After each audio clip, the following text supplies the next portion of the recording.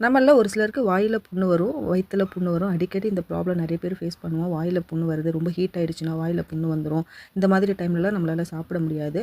அது மட்டும் இல்லாம சளி, காய்ச்சல் அந்த மாதிரி டைம்ல நமக்கு ஃபுட் எதுவுமே எடுத்துக்க பிடிக்கவே பிடிக்காது. அந்த மாதிரி டைம்ல இந்த கஞ்சி வச்சு சாப்பிட்டிங்கன்னா சாப்பிட்றதுக்கு ரொம்ப நல்லாயிருக்கும். தண்ணி குடிக்கும்போது கூட நமக்கு ரொம்ப வலிக்கும். அதனால நம்ம சாப்பிட்றதுக்கே ரொம்ப பயப்படுவோம். எது வச்சாலும் நம்மளுக்கு வலிக்குது வாயிலன்னு சொல்லி சாப்பிட கூட மாட்டோம். அந்த மாதிரி டைம்ல இந்த மாதிரி கஞ்சி வச்சு சாப்பிடுங்க. வயிறு ஃபில்லிங்கா இருக்கும். நமக்கு புண்ணும் சீக்கிரம் 200 கிராம் அளவு புழுங்கல் அரிசி எடுத்துக்கோங்க. 2 ஸ்பூன் அளவு சிறுபருப்பு எடுத்துக்கோங்க. உளுந்து, கருப்பு உளுந்து எடுத்துக்கோங்க. ரொம்ப நல்லது உடம்புக்கு. தோலோட எடுத்துக்கோங்க. தோல் நீக்கிட்டு வேண்டாம். 2 ஸ்பூன் கருப்பு உளுந்து, 2 ஸ்பூன் சிறுபருப்பு எடுத்துக்கோங்க. 1 ஸ்பூன் துவரம் பருப்பு, 1/2 ஸ்பூன் அளவுக்கு சீரகம் சேர்த்துக்கோங்க. 20 போல மிளகு சேர்த்துக்கோங்க. புண்ணு அதிகமாக இருந்ததுன்னா மிளகு ஸ்கிப் பண்ணிக்கோங்க. 2 பிஞ்ச் அளவு வெந்தயம் எடுத்துக்கோங்க. மிளகு வந்து வாயில நிறைய புண்ணு இருந்தது, வயிறுல நிறைய புண்ணு இருந்ததுன்னா மிளகு சேர்த்துக்காதீங்க. இல்லைன்னா மிளகு நீங்கள் சேர்த்துக்கிடலாம். இது வந்து குழந்தைங்களுக்கு கூட கொடுக்கலாம். ஒரு சில குழந்தைங்க நல்லாவே சாப்பிட மாட்டாங்க. அந்த மாதிரி குழந்தைங்களுக்கு இதை பண்ணி கொடுங்க. ரொம்ப டேஸ்டியாக இருக்கிறதுனால ரொம்ப விரும்பி சாப்பிடுவாங்க. இந்த டேஸ்ட் வந்து பெரியவங்களுக்கும் ரொம்ப பிடிக்கும். உடம்பு சரியில்லாத போது தான் இதை சாப்பிடணும்னு இல்லை, உடம்பு நல்லா இருக்கும்போது கூட இதை சாப்பிடலாம். ஏன்னா அவ்வளோ டேஸ்டியாக இருக்கும் இது. கண்டிப்பாக இதை ட்ரை பண்ணி பாருங்கள்.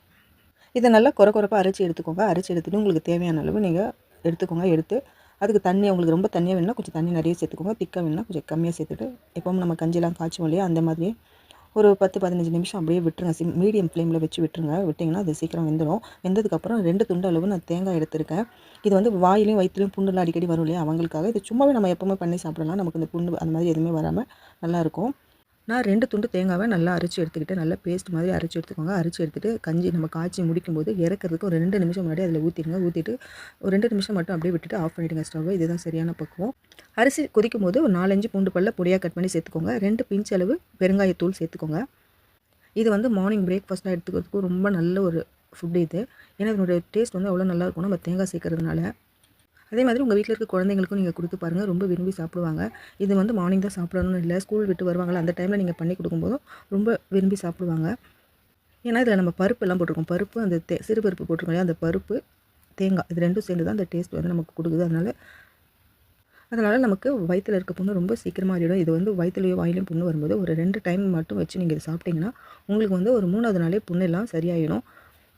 அதே மாதிரி நமக்கு ஃபீவர், கோல்டு இந்த மாதிரி வரும்பொழுது இதே கஞ்சியை தேங்காவை வந்து ஸ்கிப் பண்ணிக்கோங்க. ஏன்னா தேங்காய் சாப்பிடும்போது நமக்கு வாமிட்லாம் வரும். அதனால் தேங்காவை நீங்கள் தவிர்த்துட்டு இதே மெத்தடில் கஞ்சி பண்ணி சாப்பிடலாம். அப்போ மிளகு இன்னும் 4-5 கூட நீங்கள் அதிகமாக சேர்த்துக்கலாம். 1/4 ஸ்பூன் கூட அதிகமாக சேர்த்துட்டு இந்த கஞ்சி வந்து நீங்கள் சாப்பிடலாம்.